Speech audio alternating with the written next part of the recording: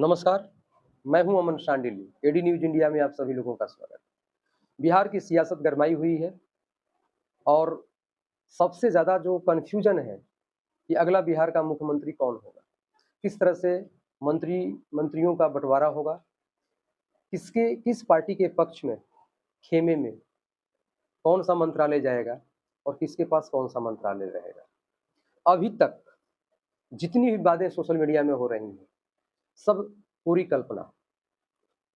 भाजपा की तरफ से या जदयू की तरफ से या लोजपा की तरफ से या उपेंद्र कुशवाहा की पार्टी की तरफ से या मांझी जी की तरफ से अभी तक ऐसा कोई भी औपचारिक ऑफिशियल बयान नहीं आया है जिसके आधार पर कहा जा सके कि बिहार का होने वाला भविष्य का मुख्यमंत्री कौन है।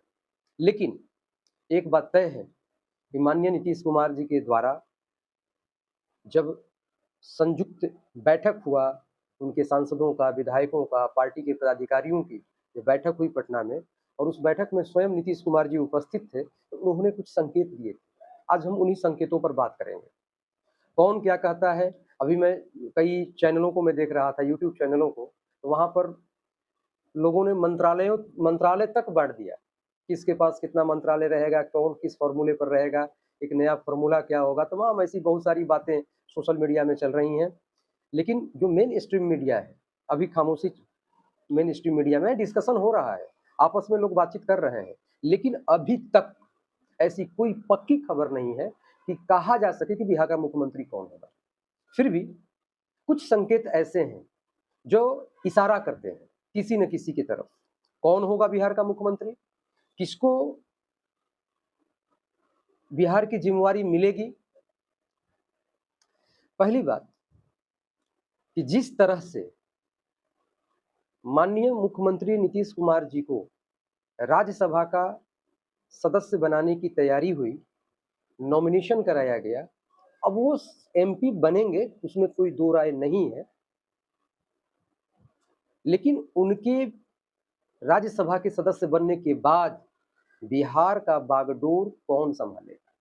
क्या मुख्यमंत्री के चयन में भारतीय जनता पार्टी की ही भूमिका होगी या नीतीश कुमार नीतीश कुमार जी के सहमति से कोई मुख्यमंत्री बनेगा?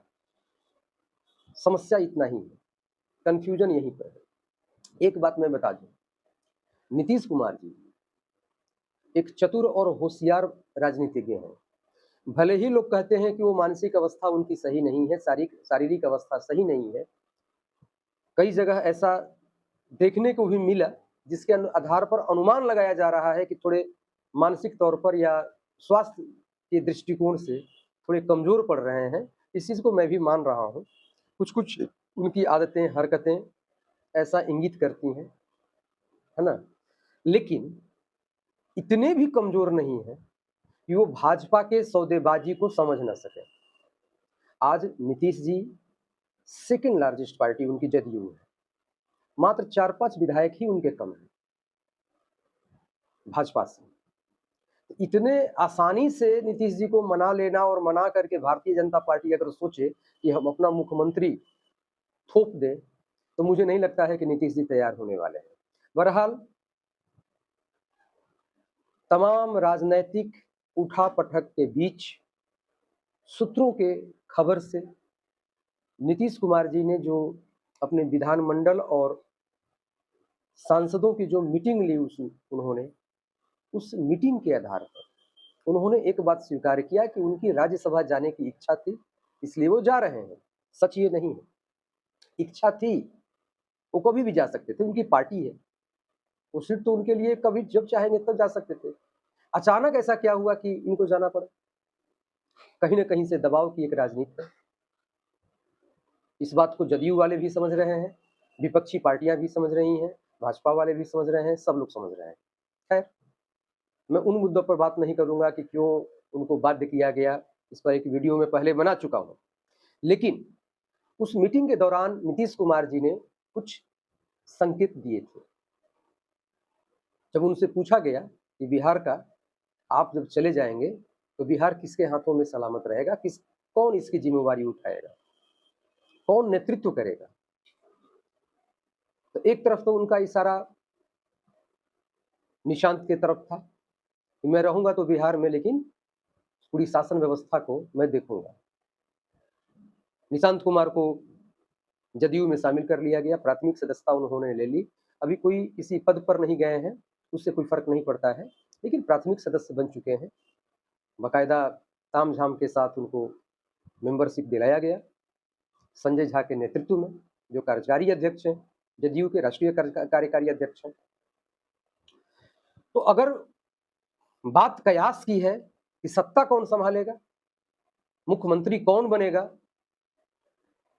तो पूरे राजनीतिक हलकों में, सामाजिक क्षेत्र में, गांव तक, हर जगह, आम जनता तक ये बात तो निश्चित हो चुका है कि अगला मुख्यमंत्री भारतीय जनता पार्टी का होगा। लेकिन भारतीय जनता पार्टी का मुख्यमंत्री होगा तो कौन होगा? किसे भारतीय जनता पार्टी अपना मुख्यमंत्री बनाएगी? क्या अमित शाह जी या नरेंद्र मोदी जी के द्वारा कोई मुख्यमंत्री थोपा जाएगा? क्या भाजपा अपने मनपसंद किसी चेहरे को मौका देगी, या वो मुख्यमंत्री संघ का कोई चेहरा होगा, या मुख्यमंत्री का चुनाव बिहार के जातीय समीकरण को ध्यान में रख करके किया जाएगा? ये ऐसे तमाम मुद्दे हैं जिन पर की बहस हो रही है, हम भी कर रहे हैं, आप भी कर रहे हैं, सब लोग कर रहे हैं।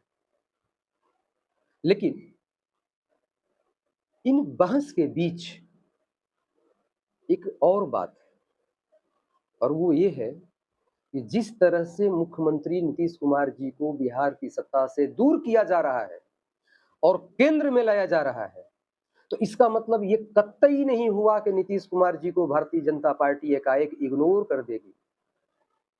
अगर कोई भ्रम में हो तो भ्रम में न रहे। नीतीश कुमार जी वो राजनीतिज्ञ हैं कि लगभग 20 सालों तक खुद मुख्यमंत्री बने रहे, चाहे वो एनडीए के साथ या आरजेडी के साथ। आरजेडी हो या एनडीए हो या कोई अन्य धड़ा हो, सबने उन्हें ही मुख्यमंत्री के रूप में स्वीकार किया। तो एक बात तो तय है कि नीतीश कुमार जी के पास एक कोर वोट है, बहुत मजबूत वोट है, जो आज भी इंटैक्ट है। और इस बार के विधानसभा चुनाव में सबको एहसास हो गया कि नीतीश जी ने बिहार में राजनीति करते हुए, राज करते हुए अपना एक ऐसा वोट बैंक तैयार किया जो सिर्फ और सिर्फ उनका है।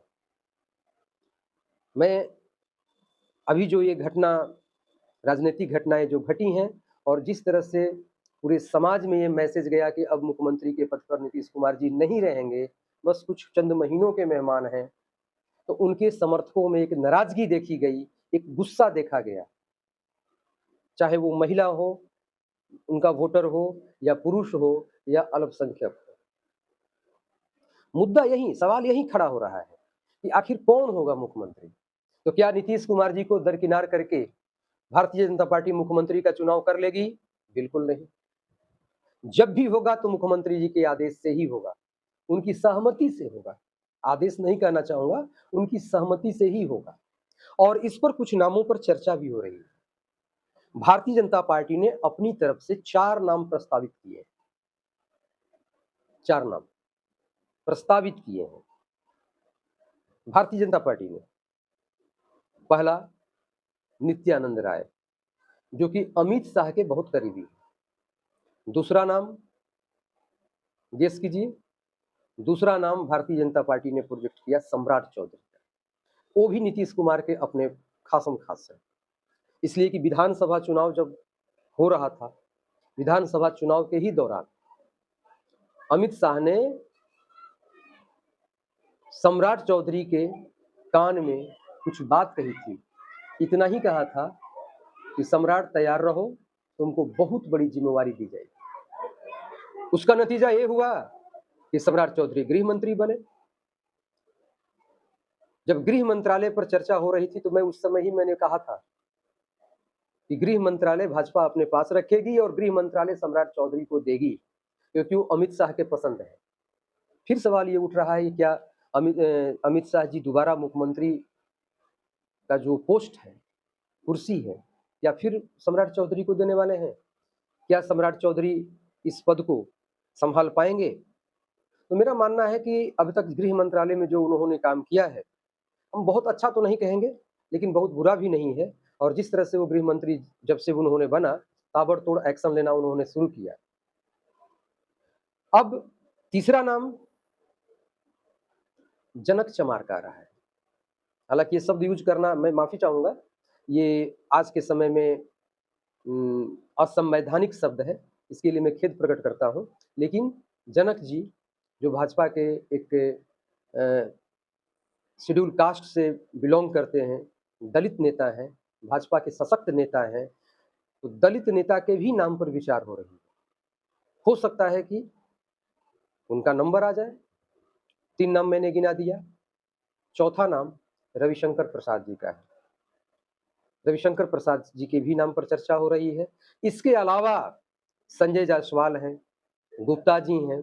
ये 4-5-6 नामों पर भारतीय जनता पार्टी की तरफ ये सब चर्चा में है। लेकिन नीतीश कुमार जी किस पर मुहर लगाएंगे? इस दिन मीटिंग हो रही थी।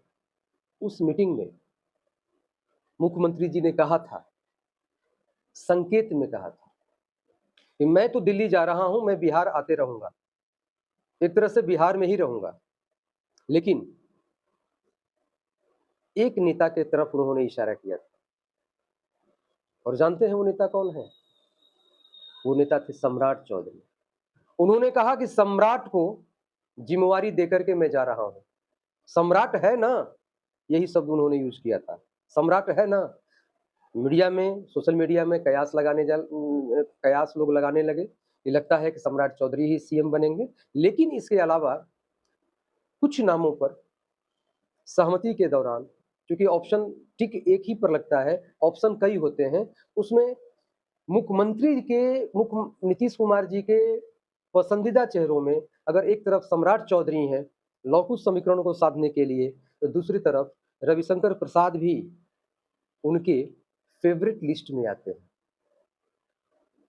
इन 2 नामों पर, सूत्रों के आधार पर मैं बता रहा हूं कि इन 2 नामों पर माननीय मुख्यमंत्री जी की सहमति है।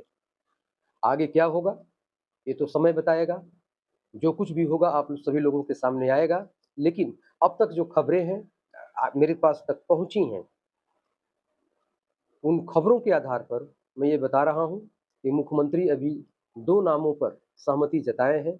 अगर भाजपा कुछ और नाम प्रस्तावित करती है तो शायद हो सकता है कि उस पर विचार हो। आज के लिए इतना ही। नमस्कार। वंदे मातरम।